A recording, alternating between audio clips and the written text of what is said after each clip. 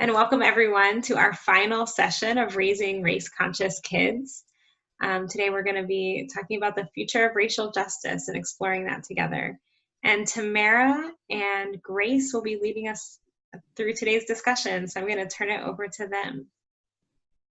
Cool, so I'm going to share my screen, hopefully. Give me a sec to work out the logistics. Can you see just the slide?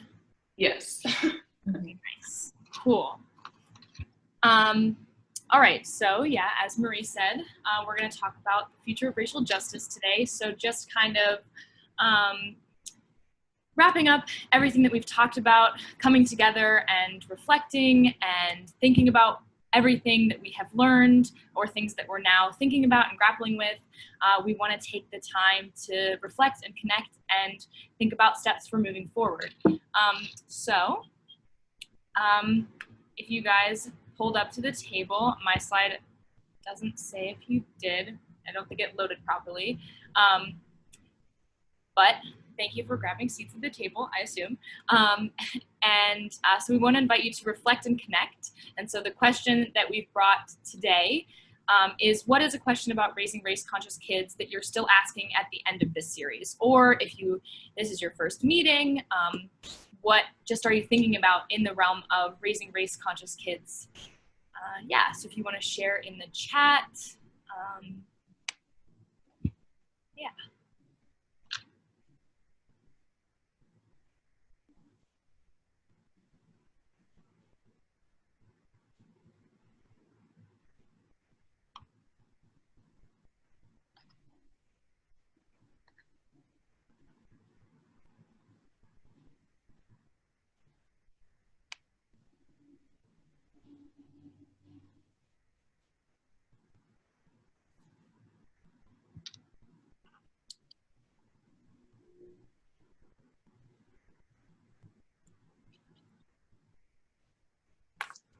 So Laura says that she's thinking about other ways that she can bring these teachings to her work with OEP. Can you say a little bit more about that, Laura? Yeah, I think I'm just looking at like more projects that I can do with the youth that I work with that are more anti-racist. So, yeah.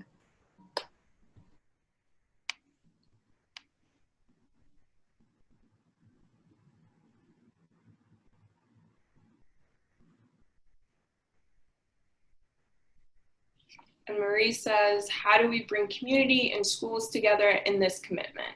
We're trying some things out in our school district, but they are only very loosely connected, like reading the same book. Thanks for sharing, Marie. Hannah says, how do we bring teachers together to facilitate this conversation in the workplace? Ruth says, I'm going to meet with my class in person on Monday, and I'm wondering what they already know and how I can help them.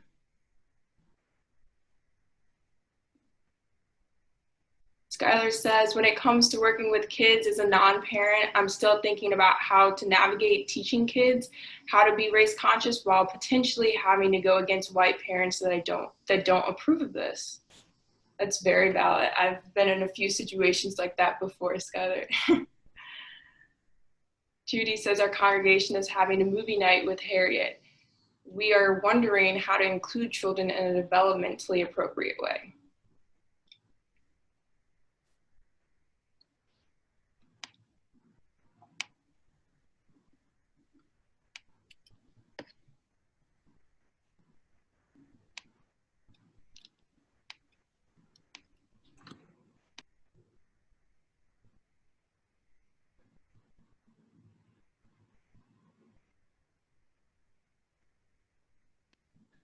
So thanks everyone for sharing in the chat. We're gonna get started with today's meeting by using this quote or reading this quote by Beverly Daniel Tatum, which is in the book, Why Are All the Black Kids Sitting at the Cafeteria Table Together? So this quote reads, we need to continually break the silence about racism whenever we can. We need to talk about it at home, at school, in our houses, of worship in our workplaces and our community groups, but talk does not mean idle chatter. It means meaningful, productive dialogue to raise consciousness and lead to effective action and social change. But how do we start? And so if you remember from our conversation last week, or even if you weren't here last week, we talked a little bit about how to have authentic conversations. So Tatum here is talking about that same conversation. We must have these conversations in each and every space of our lives to create social change. And so as we move forward through our session today, I want you to keep that question in the back of your head. How do we start? So we want to make sure before we kind of go into the content of what we're talking about, and as we are looking forward and moving forward, we want to make sure and just take a step or a second and make sure that as we are looking forward, we are making sure that we are looking in ourselves first as we are doing this work for our own kids and the kids in our lives that we care about. So Brittany last session, and like Tamera just said, talked about authenticity and honesty and the fact that kids can tell when we're not being authentic and we're not being honest. And so we have to make sure that as we are coming to this work, we are making sure that we are starting with ourselves. So we are self-reflecting and we are self-loving and we are walking with the kids in our life that we are doing this with. It's not that they're doing it on their own or that we're giving them the materials and we're saying, here, go ahead. It's here, let's do it together. So then, as we are looking forward, Tamera and I wanted to take a second and highlight and talk about some concepts that we think are good to, as you're looking forward, to look for and to watch out for. And we think that they're important to talk about because they are concepts that everyone should be considering and thinking about in how, as you are raising race-conscious kids and engaging in conversations, you make sure that these are things that you are looking out for, that you are intentionally trying to talk about and make sure that your kids aren't engaging in some of them, as well as they're never put into situations where something like that can happen. And of course, most of you probably have already heard of some of these or all of them. And so I'm going to start. And so we're kind of going to go left to right. And so we're going to talk about lack of representation first. So lack of representation is the idea that groups of people or specific identities are not being represented within the larger society. Lack of representation can be super detrimental to BIPOC children and white children as well. Our history is whitewashed and it perpetuates the idea of white being the norm. So making sure that our media, that our schools, our curriculums, our mentors, and the books that we're sharing with our kids are representative of cultures and identities and ethnicities that are not our own will help them understand and see the extensions of others. Black, Indigenous, Latinx, Asian, and all children of color deserve to have their own identities seen within their media and their classrooms. This whitewash history that we have does little to empower any of our kids. And so having such representation will help them see leaders who look like them and act like them and help them build strong and powerful identities. And so we as parents, as mentors, as teachers, as administrators, as community members, we have the ability to make sure that our homes, that our spaces are full of representation and that we are taking action steps to make sure that any place where our kids go and any place we go are full of representation. The next one we're going to talk about is and highlight is cultural appropriation or cultural misappropriation. And it's the idea that a group takes or steals another group's customs, practices, ideas, values, identities without acknowledgement or without permission or without understanding the historical significance and importance of what was appropriated. Marie gave us a really good example actually when we were kind of going over these and talking to her about it.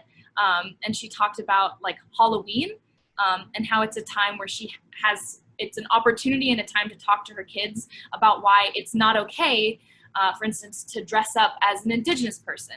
And so it has been a good place for her and an important place and an essential place for her to make sure she's having an intentional conversation with her kids about what is and isn't okay.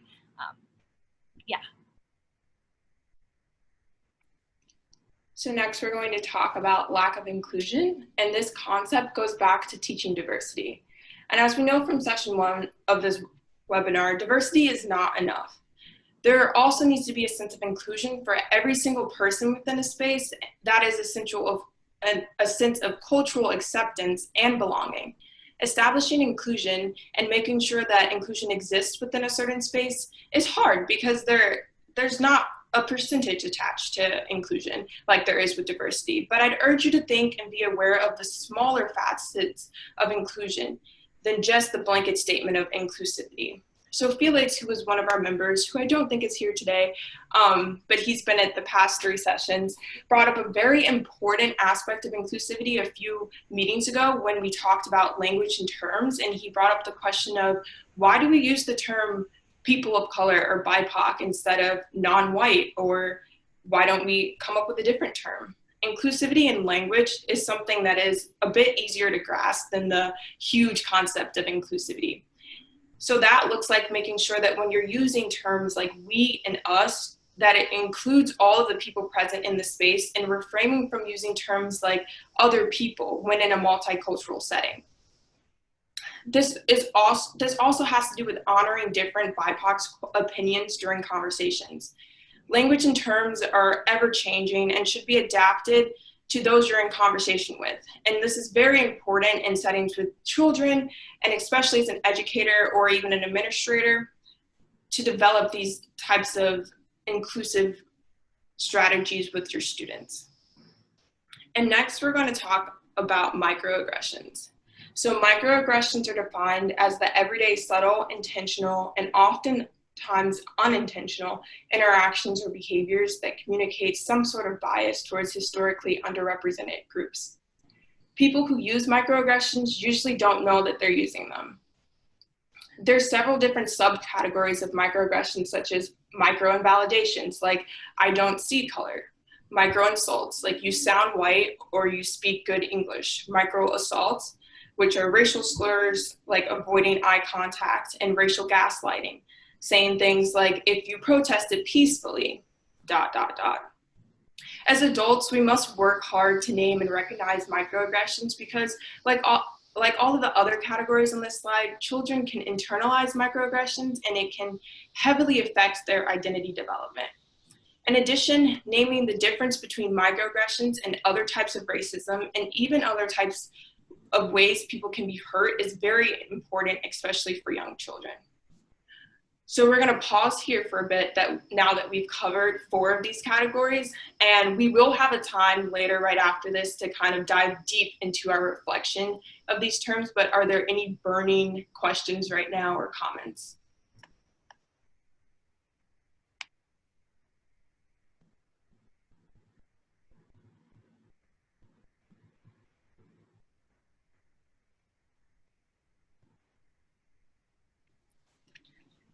Okay, I think we're going to move forward. So the next category is, Jennifer says, how can we be more aware of our microaggressions?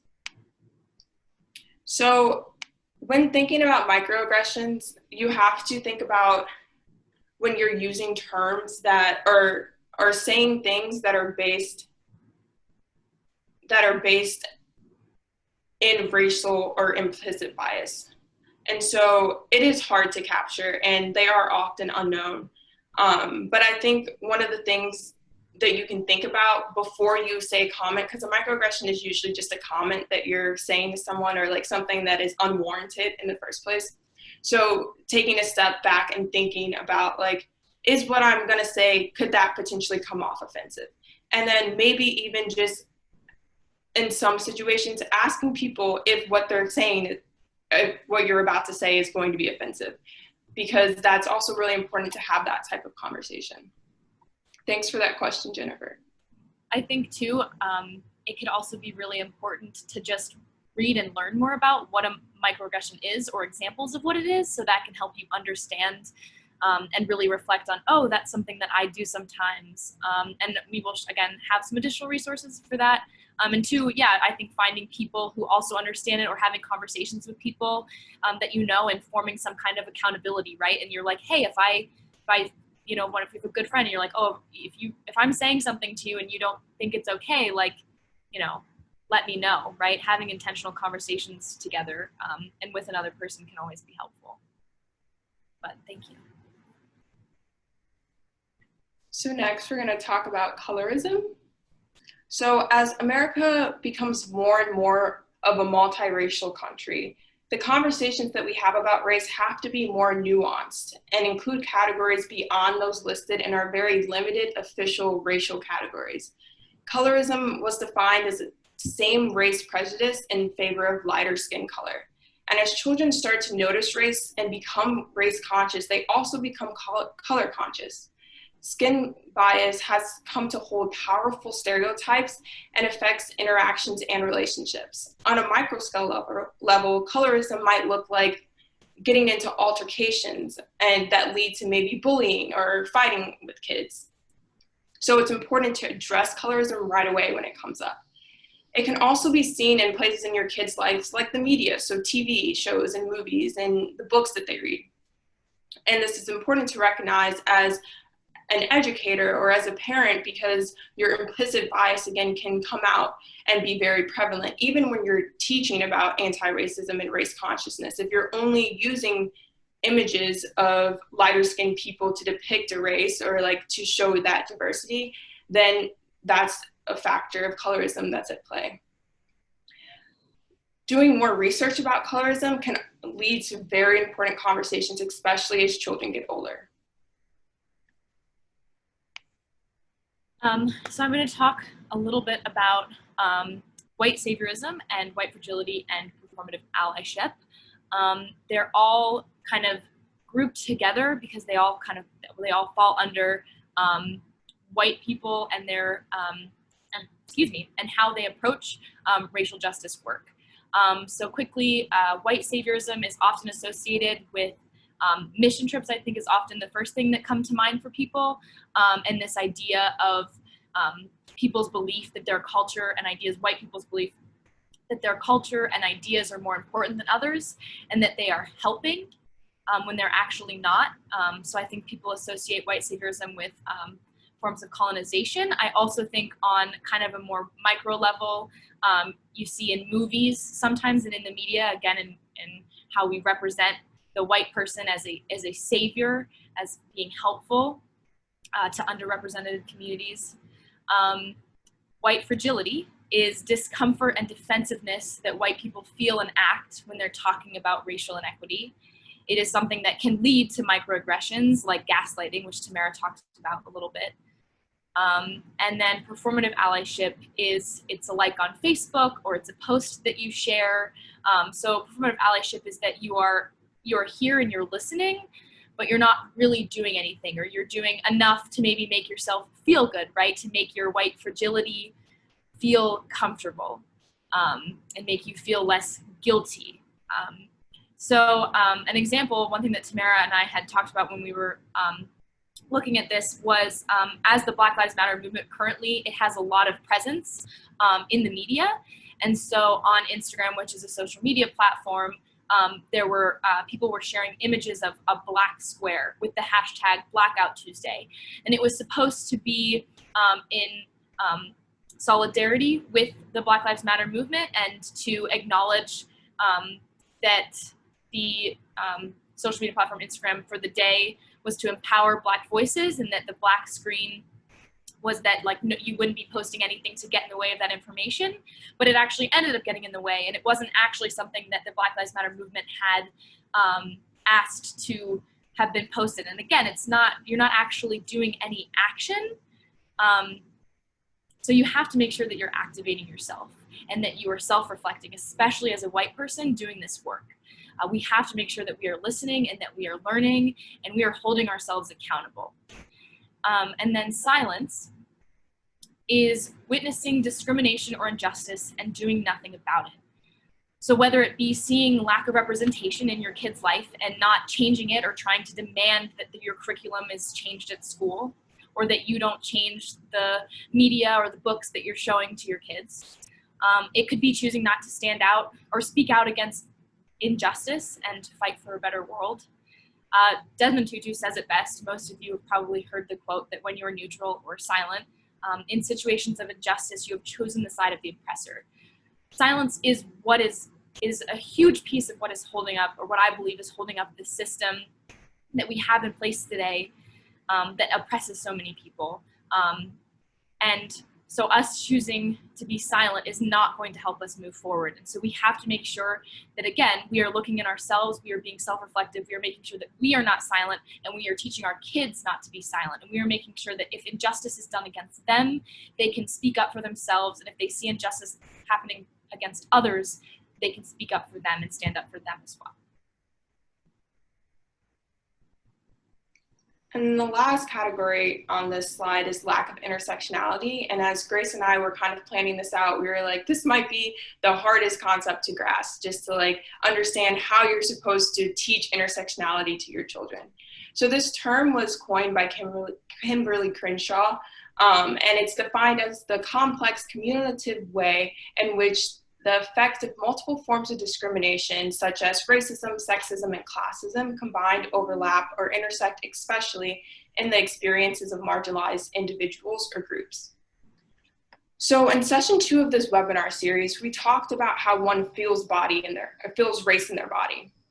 And for some white women that I've talked to, like Grace and Marie, they've told me that it's easier for them to articulate how they feel gender in their body as opposed to feeling race. And it's so important to recognize that some people actively feel multiple identities in their body. For example, I, as a Black woman, feel both race and gender in my body on a daily basis. And so when we're talking to our kids in our life about racism, it's also important to introduce things such as sexism and classism and homophobia and all other forms of violence and how they intertwine with racism and can heighten the impact of racism on people.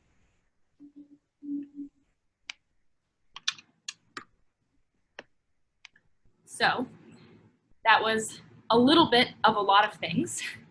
And so we want to make sure that we take a moment, and as you were thinking about all of those concepts in your own experiences and you're developing your own questions and your own thoughts, we want to just take a moment to debrief and to let you all think about what you were just listening to and now what you are reflecting and thinking about. So if you want to grab a piece of paper, if you want to open a Word document or notes on your phone, or grab a pen in your hand, or just think for a little bit, we invite you to answer or think about these 2 questions of which of the previous subjects on the last slide feel challenging as you work toward race-conscious parenting or teaching or mentoring, and which of them feels empowering and important. You know, have you had a really good conversation with your kid in regard to one of those ideas recently? Or, you know, what feels important for you to make sure you're learning about, and then you're having an explicit and intentional conversation with the kids in your life about. And obviously we know you're all coming to different backgrounds and different experiences to all of these. And so, yeah, we just ask that you take a moment, you think about, the 2 questions on the journaling prompt. And we're gonna give you 5 minutes and we're gonna play some music. Maybe.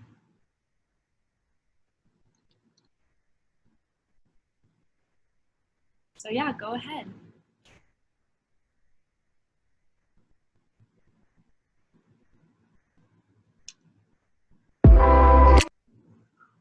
Hello there.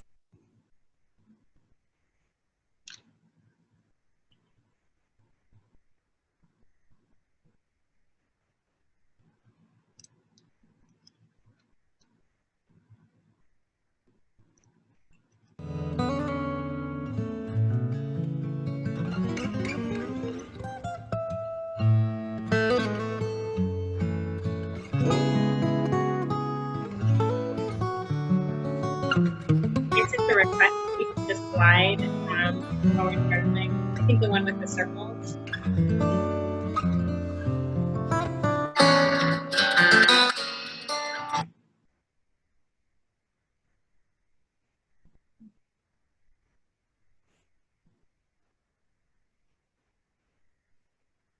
Can you see it okay, Marie?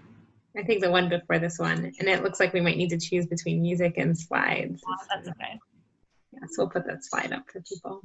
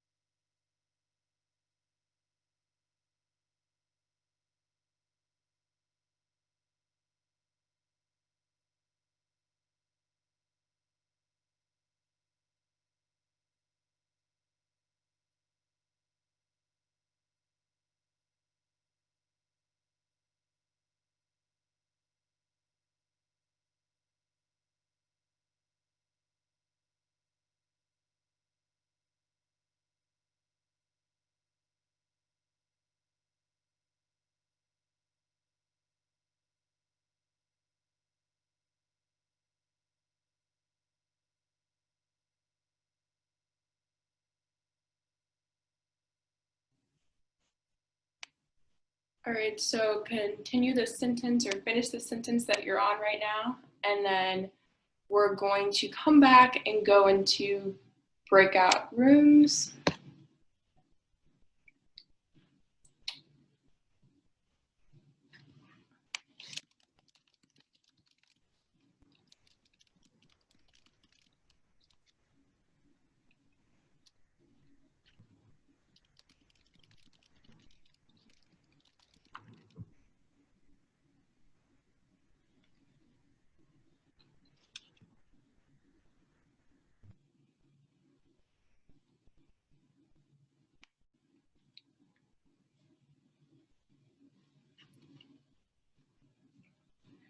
So in our breakout rooms, we're going to spend 10 minutes talking to either one or two other people. So we're going to share anything from our journaling, including questions or fears or actions about what's challenging about race-conscious parenting, teaching, mentoring for you. So Marie's going to put us into breakout rooms. I have you in breakout rooms for 10 minutes, and I think you'll automatically be put there, and then of course you'll get the 60-second reminder at the end before you come back. And I did put the link to the slides again in the chat here, so if you want to take anything with you, take the slides with you into that, they're there to have open. So I'm going to open the rooms.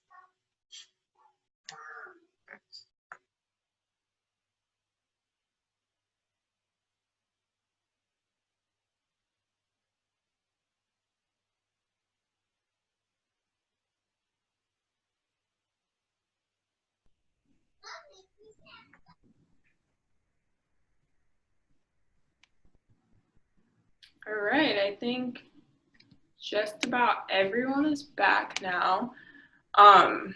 So we want to hear from you, a couple of you. What did you guys talk about? If you want to raise your hand, use the Zoom function to raise your hand, you can do that, or you can just come on off mute and tell us about what you guys talked about.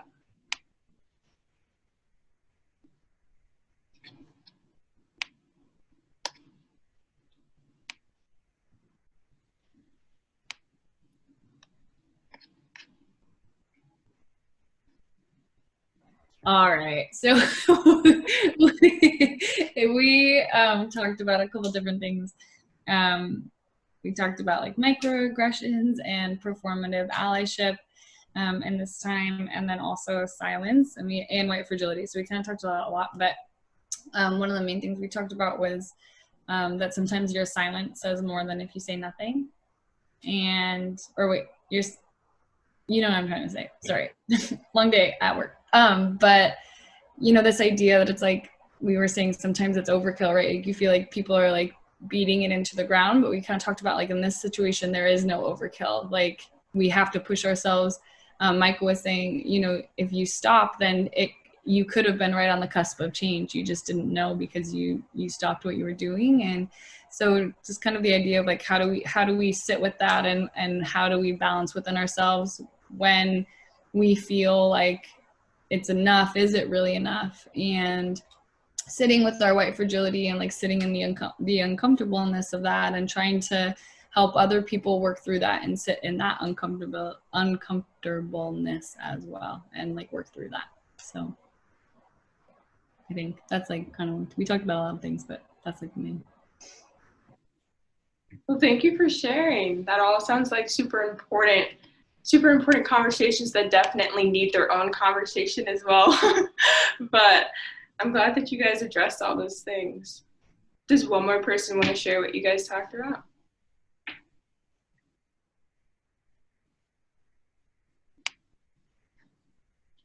So Matt, I saw that you thanked Gina and Amanda in the chat. What were you thanking them about? What happens in breakout group stays in breakout group. No, we went through several of the themes and talked about them, like just what do they really mean, the difference between lack of representation and lack of inclusion, like what is the difference between those, a little bit about microaggressions, a little bit about, well, I guess the last comment that I was going to make right before the time ran out, that like thinking about challenging for me, one of the things challenging for me is this thing related to performative allyship. And I think that I came out of like a righteous social justice Christian family that was like about having the right opinions. And it's really different to have the right opinions and teach our kids to be right, and to actually have them see us working to dismantle the institutions that we're a part of, and to wield our privilege in ways that serve the purposes of liberation. And so like it can always be my default to go back to like, well, I'm good, we're good, like we think the right things, unless I keep on my edge of like, what does this mean for our school district right now? Or what does this mean for our church denomination right now, actually? Instead of just like hiding out in the like performative corner that like, I know better than those other people. So. Yes, thank you for sharing that. I think it's so easy for people to like to be in their own space as opposed to like imposing their opinions on other people. And sometimes it feels like you're getting in the way of like maybe what's already going on, or like you're going to disrupt the peace or like cause a bunch of chaos, but like that chaos needs to be caused. So we're going to move on to things to embrace. And so the last thing that we really wanted to touch on is that there are things that you should embrace moving forward in race conscious teaching. First, we're going to look at the BIPOC community, meaning that either you're a part of the BIPOC community or there's a child in your life in any capacity that is a part of the BIPOC community. And I want you to take a moment and look over this slide. What is one of these things that feels the most inspiring to you or important for you to embrace as you move forward? So we can put those things into the chat.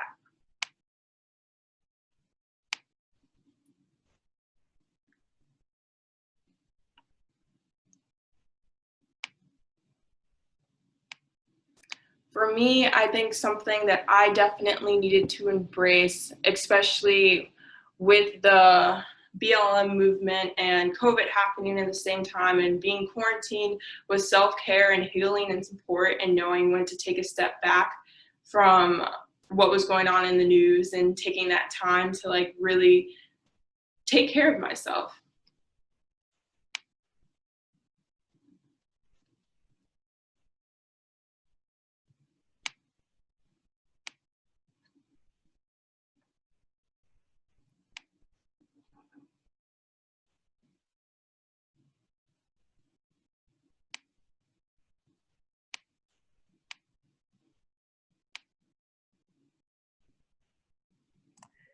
What does racial development, racial grouping mean to you?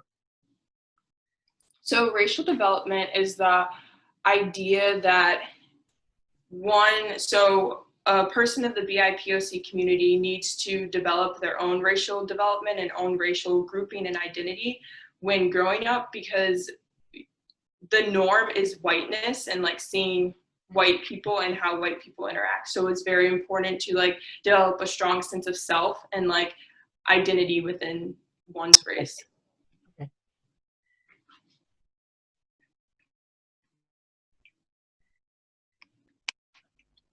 And Hannah in says number that, 5, is it apart from?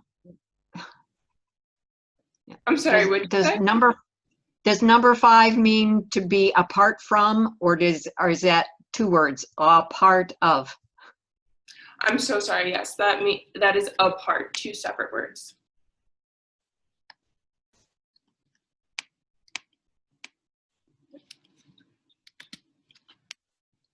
So Hannah says in the chat, combating what my BIPOC students hear about themselves from other teachers, their parents, and the community, etc. And I think it's so important, especially when you have such a prominent role in young BIPOC students, to be that ally and to like be that person that they can look to. So I definitely think that that is something worth embracing, Number two, saying no to requests without explanation is probably good for everybody, but what were you thinking of in terms of this? A lot of times, members of the BIPOC community will just give themselves in situations where it makes them uncomfortable and they didn't necessarily like sign up to like give a whole history lesson about their race or like their history, or maybe like being used like.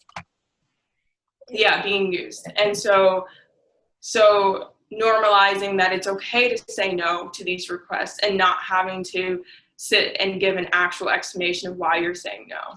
Yeah, okay. And Laura says respecting BIPOC students saying no, and the same thing that Gina just brought up. Okay. Thank you, Laura.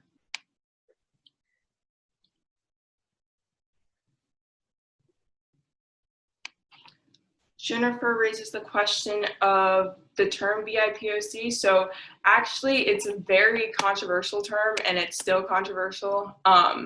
So there's a lot of terms floating around. There's BIPOC, there's people of color, and there's Black people or just Indigenous people or Asian Island Pacific people. So it's a term that is more recent, but definitely something that you can introduce to your students.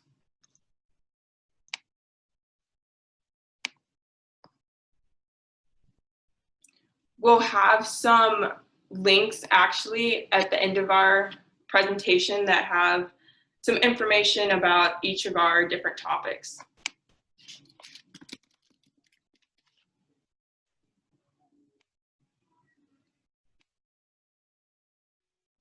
Grace, you're muted.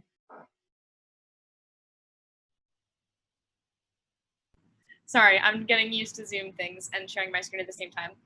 So similarly, but in things to embrace for white folks, we, as you're doing this work as a white person or you're doing this work with the white children in your life, what feels most inspiring and or important for you to embrace for yourself and or for the white children within your life. So again, similar to what slide Tamera just led, take a few moments to think about which of these you would embrace and you think is inspiring or important for yourself or for the white kids in your life.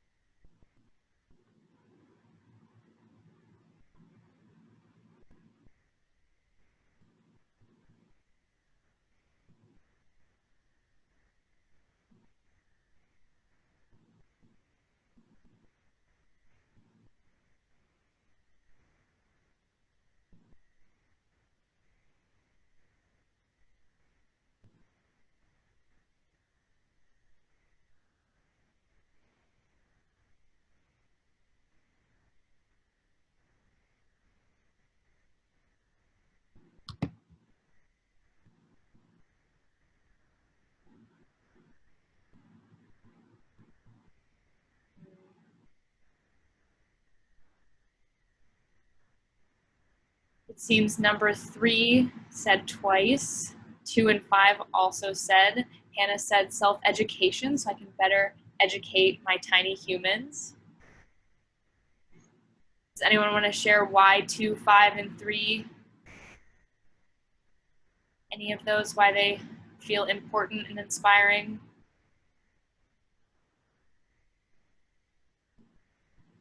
So I'm thinking a lot about like entitlement among white people, specifically like with 1 and 2, how like people in the dominant group will like feel entitled to labor or like information from people in non-dominant groups. So like, for example, like a white person going up to a black person being like, answer all my questions and give me all this information about race, and like putting the labor like on the black person instead of like doing their work independently. And like, yeah, so I guess just like checking entitlement and like,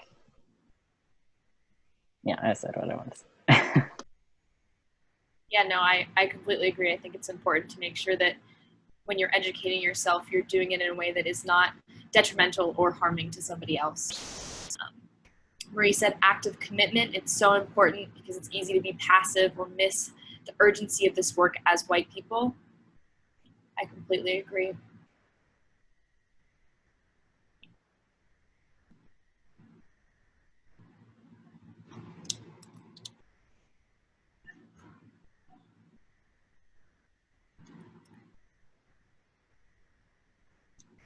So the question that we want you to leave here today, hopefully with a better understanding of what an answer to this question might be, is what is the next step you're going to take for the kids in your life? And you can think about that and respond in the chat if you'd like, or just keep that answer to yourself as we move forward.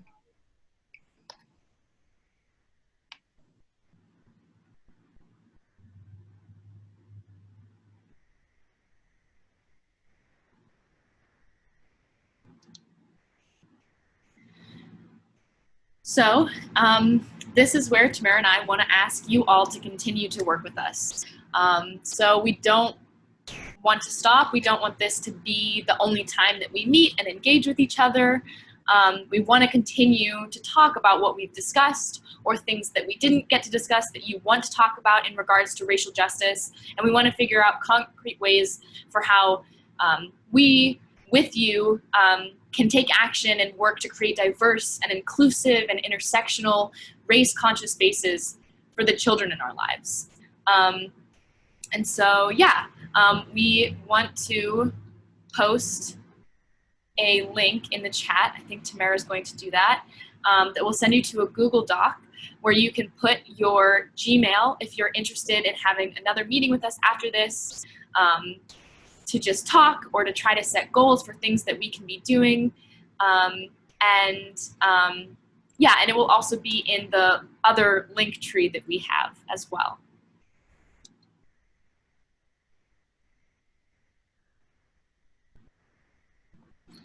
So to close out our session and to honor everyone's time, we're gonna end in the same way that we began with the quote from Tatum. So this quote reads, "We all have a sphere of influence. Each of us needs to find our own sources of courage so that we will begin to speak. There are many problems to address and we cannot avoid them indefinitely. We cannot continue to be silent. We must begin to speak, knowing that words alone are insufficient. But I have seen that meaningful dialogue can lead to effective action. Change is possible."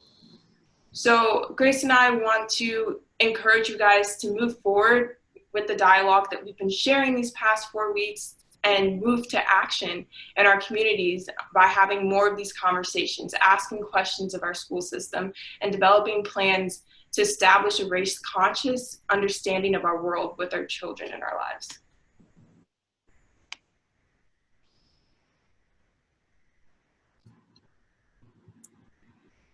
So this is the link tree that has a bunch of call to action resources in it. It has all of the videos from our session. This one will be uploaded soon. We have more information on the concepts that we talked about today in this session. We also, Amanda, we have our links to On Earth Peace's YouTube channel that has videos of us reading children's books. So you can look on there and watch them yourselves if you would like. And then figure out what you want to buy, or you could also use them to watch them with the kids that you're working with. So yeah, and then it also has the Google form in it that we can also share. That yeah. And then as you are signing off of this chat, as always, we encourage you guys to stick around for as long as you'd like, if you'd like to still talk about some of these things with us. But if you do have to go, we ask that you share your favorite part about this webinar series or just this session in the chat as you're leaving. Thank you all for attending.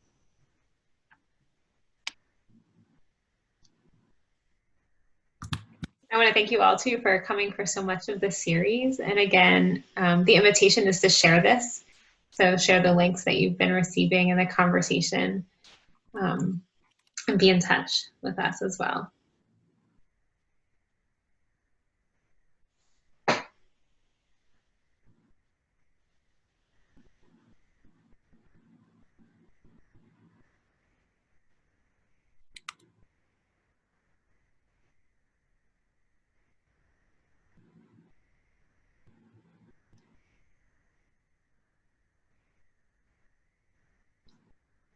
Thanks, Skylar.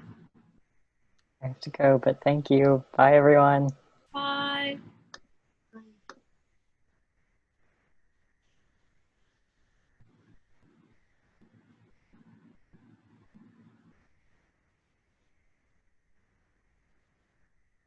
So we've been often staying around a little bit to continue our conversation after the formal webinar ends. And so, yeah, anyone who has any final kind of thoughts or questions or conversation you want to have, let's jump in. I just wanted to say I came across, I think it was www.raceconsciouskids.org. I believe that was listed in the book as a resource, but it had a lot of really practical ideas in there for parents and teachers and ways to respond to children's questions or things that are happening. And just wanted to share that. It was, to me, it seemed like a good website. Yeah, it's a great website, and they also have a great webinar. They kind of specialize in how to read books to children, Okay. and kind of walk you through and have you practice, like actually looking at picture books and how you would talk about the pictures that are presented on pages in a conversation with children, and really children of multiple ages. So I would say like young preschool, like 2 years old, through probably 4th or 5th grade in that webinar. So it was one of like a very instrumental webinar in my formation as a parent to just kind of learn how to approach just reading books. And I have a question, or do we have permission to use these slides within our churches? Sure. Or other organizations? Mm-hmm. Okay, just wanted to check. And you have permission to reach back to us too, if you ever need to call us in to help do that. We're available. But yeah, we wanted to make them available to you all. I do think if you're going to use them in a like editing way, we would ask that you make a copy because we would see all the edits that are made on it. Yeah. So if you want to kind of like clear the table and invite people to come sit in, you'd want to make your own copy of it before you did that. Okay. Thank you. Well, thank you very much for your time and your energy, all of you. I appreciate it. Night. Good night. Having you here. Rebecca, I realize I've seen you every week and haven't really gotten to say hello. It's good to have had you here too.